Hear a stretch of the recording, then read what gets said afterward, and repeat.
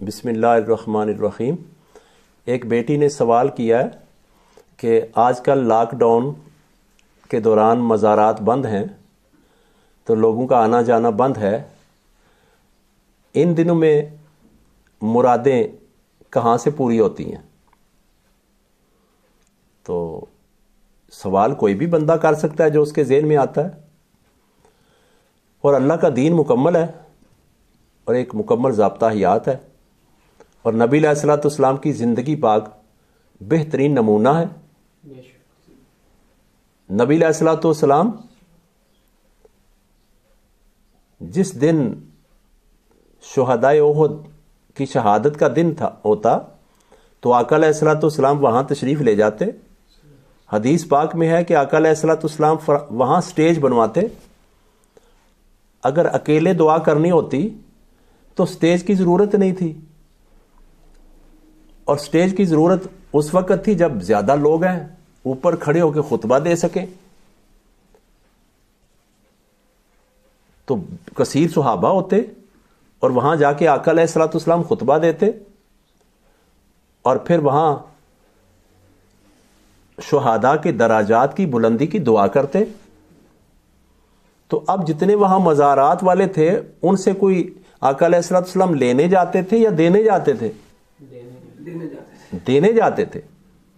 تو آقا علیہ الصلوۃ والسلام اپنی والدہ محترمہ کی قبر پر تشریف لے جاتے، جنت البقیع قبرستان میں تشریف لے جاتے، جنت معلیٰ قبرستان میں تشریف لے جاتے، اور وہاں جا کے اللہ کی بارگاہ میں آوزاری کرتے، ان سب کی بخشش کی دعا کرتے، ان سب کے دراجات کی بلندی کی دعا کرتے، اور بے شمار روایتیں ہیں۔ لیکن جس وجہ سے بچی نے سوال کیا ہے،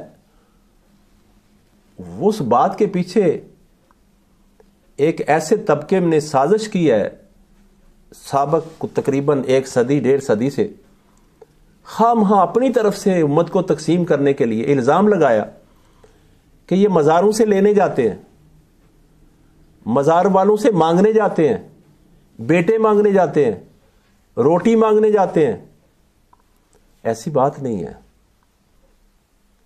یہ صرف تفرقہ ڈالنے کے لیے ایسی باتیں کی۔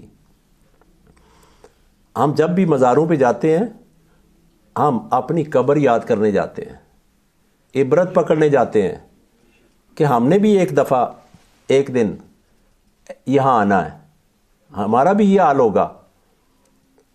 اور وہاں پہنچ کے ہم کیا کرتے ہیں؟ کچھ کھانے کی چیزیں لے جاتے ہیں، اور صاحب قبر کے ایصال ثواب کے لیے ہم وہاں کے لوگوں میں تقسیم کر دیتے ہیں۔ اگر نہ بھی لے کے جائیں تو ان کے ایصال ثواب کے لیے ہم گھر میں پکا کے تقسیم کر دیتے ہیں۔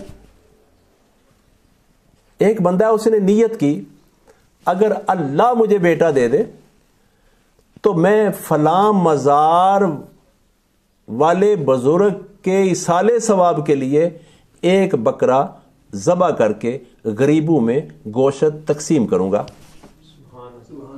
تو اس میں شرک کہاں سے آ گیا؟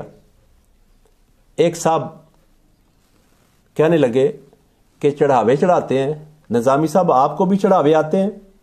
میں نے کہا بہت آتے ہیں۔ کون سے چڑھاوے؟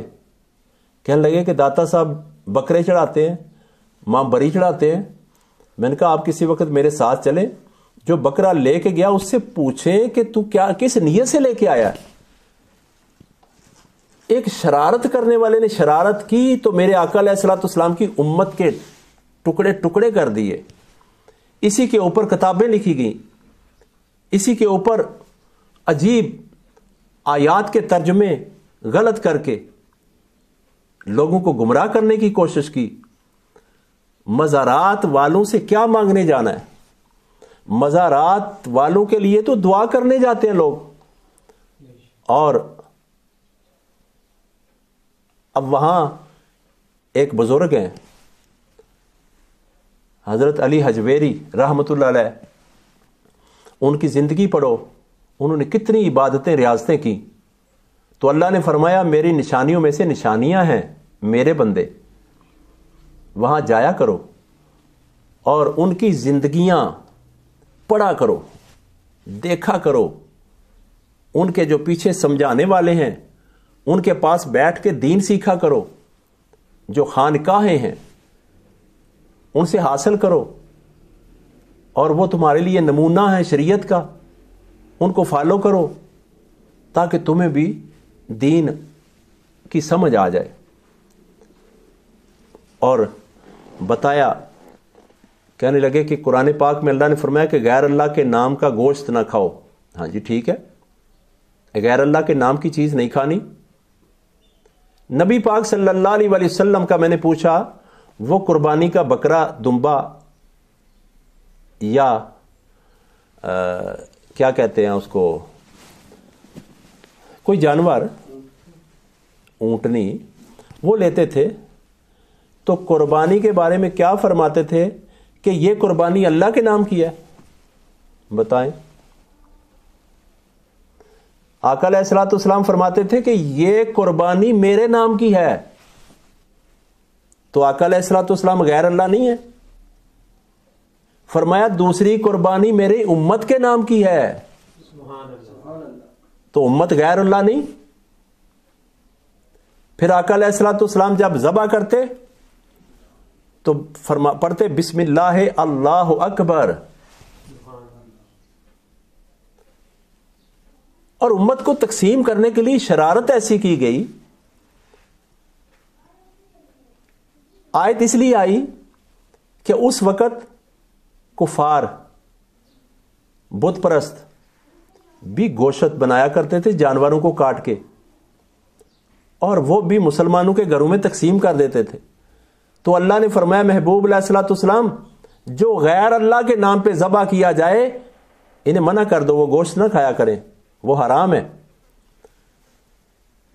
اور وہ غیر اللہ کے نام پہ ہی ذبح ہوتے تھے، بتوں کا نام لے کے ان پہ چھری چلائی جاتی تھی، اور اللہ نے فرمایا جس جانور کے اوپر میرا نام لے کے چھری چلائی جائے، ذبح کیا جائے، اسے حرام نہ کہو۔ اور صاحب مزار سے ہم جا کے ان کی زندگیوں کو پڑھتے ہیں، وہاں کوئی چیز لے کے جا کے وہاں جو بیٹھے ہوتے ہیں اللہ کی عبادت کرنے والے، ان کو کھانا کھلاتے ہیں، وہ عبادت اور ریاضت کرتے ہیں، لوگوں کو قرآن پڑھاتے ہیں، دین پڑھاتے ہیں، حدیث پڑھاتے ہیں، بچے قرآن حفظ کرتے ہیں، وہاں ادارے بنے ہوئے ہیں۔ ہم ان کی بات نہیں کرتے جن کی جہالت نے انہیں ڈبو دیا ہے، جہاں چرس پی جاتی ہے، بھنگ پی جاتی ہے، ہم ان کی بات نہیں کرتے۔ ہم ان کی بات کرتے ہیں جو اہل اسلام ہیں، جو دیندار ہیں۔ تو ہم جب بھی مزارات پہ جاتے ہیں مرادیں مانگنے نہیں جاتے، ان کے درجات کی بلندی کی دعا کرنے جاتے ہیں۔ اور اگر منت، نظر اور مراد کی بات ہے تو وہ تو قرآن سے ثابت ہے، درجنوں ایسی آیات ہیں۔ اللہ فرماتا ہے وہ میرے بڑے پسندیدہ لوگ ہیں جو نظریں پوری کرتے ہیں مان کر۔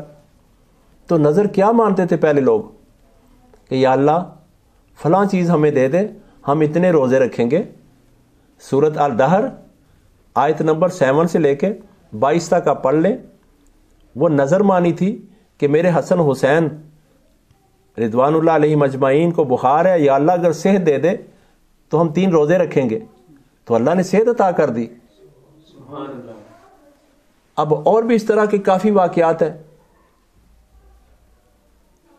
لیکن اگر علم نہیں پاس، سنی سنائی بات کرتے ہیں، خود بھی گناہ گار ہوتے ہیں اور جو بتانے والا ہے وہ بھی گناہ گار ہوتا ہے۔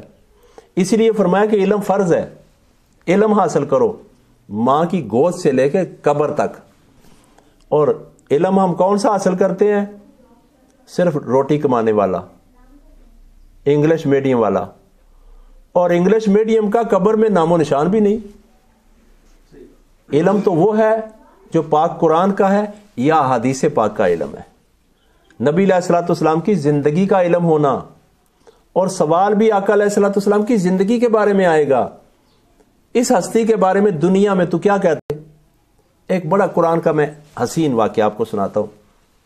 حضرت زکریا علیہ الصلوۃ والسلام اپنے گھر میں بھی دعا کر سکتے، اپنے حرم میں دعا کر سکتے، جہاں انہوں نے اللہ کی عبادت کے لیے جگہ مسجد بنائی وہاں عبادت کر سکتے. جب مریم سلام اللہ علیہا کے کمرے میں آئے تو باہر سے تالا لگا کے گئے تھے. جب تالا کھولا اندر دیکھا بیٹی کو, مریم سلام اللہ علیہا کو, تو ہر قسم کا پھل بڑی خوبصورت چنگیروں میں پڑا ہوا ہے اور پکے کھانے بھی پڑے ہوئے. تو کہا چابی تو میرے پاس تھی, تالا بھی لگا ہوا تھا, اے مریم یہ کہاں سے آ گئے, کون دے کے گیا؟ کہا جس کے حوالے کر کے گئے تھے اسی نے تو سارا کچھ بھیجا. کہا مریم ایک اور بات ہے, لوگ قرآن پڑھتے ہی نہیں ہیں تو مزاروں پہ فتوے لگاتے ہیں. اے مریم ایک اور بات ہے بڑی حیرانگی والی, کہ پھلوں کا تو یہ موسم ہی نہیں, یہ پھل تو آج کل ہوتے ہی نہیں. میں اپنی نبوت کی نگاہ سے دور تک دیکھ رہا ہوں, کوئی باغ ایسا نہیں ہے جس میں یہ پھل اس وقت ہوں. کہا وہ بغیر موسم کے بھی پھل عطا کرنے پہ قادر ہے, اس کا نام علی کل شیء قدیر ہے. سبحان اللہ.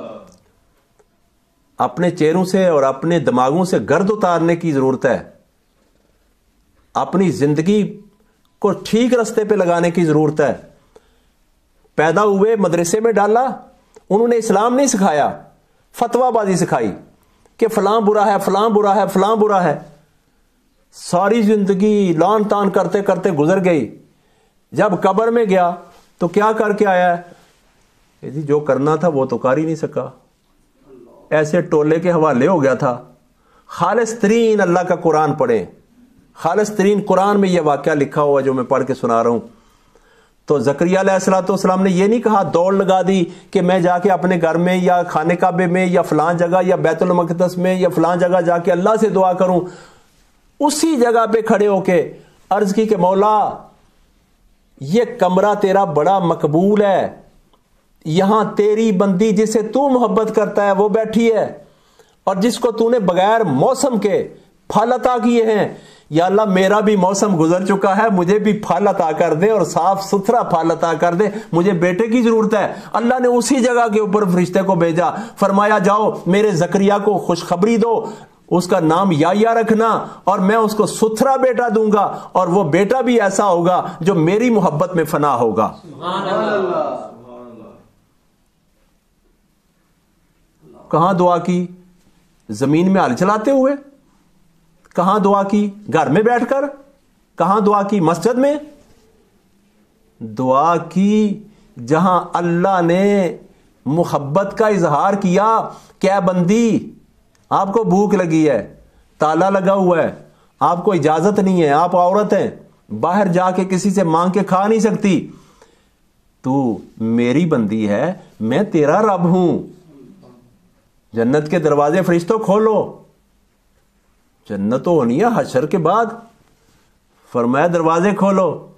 میری بندی نے, اس کے بھوک ہے, اس کے بھوک مٹانے کے لیے نہیں بھیجنا, میری عبادت کرتی ہے, میرے ساتھ پیار کرتی ہے, میں نے اسے پسند کر لیا ہے, میں نے اسے چن لیا ہے, میں نے اس کی عبادت قبول کر لی ہے.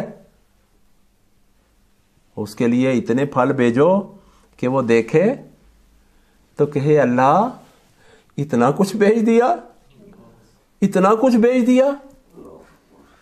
پڑا ہوا ہے زکریا علیہ السلام آتے ہیں, دروازہ کھولتے ہیں تو کہتے ہیں اتنے پھل کہاں سے آ گئے؟ کہا جس کو سجدہ کرتی ہوں. تو اب صاحب مزار کے پاس جا کے ہم دعا کرتے ہیں کہ یا اللہ ہمیں بھی بے موسمہ پھل دے دے, ہمیں بھی عبادت گزار بنا دے, یا اللہ ہمیں بھی اولاد دے دے. تو مانگتے ہم کس سے ہیں؟ میں نے اسے پوچھا, میں نے کہا بیٹا بتاؤ کہ آپ کے الفاظ یہی ہے کہ ہم مزار والے کے پاس جاتے ہیں تاکہ ہمیں اللہ بیٹا دے؟ کہنے لگا یہی ہے. تو میں نے کہا پھر بتاؤ بیٹا کون دے گا؟ اللہ. ہاں. میں نے کہا آپ تو بات اپنی سوچ کے خلاف کر رہا ہے, خود تو سوچ کے بات کرو. کوئی مزار والا بیٹے نہیں دیتا, بیٹا اللہ دیتا ہے, لیکن وار کے اس کے اوپر دیتا ہے. تو میرے دوست کے پاس گیا تھا, لے خالی نہ جا.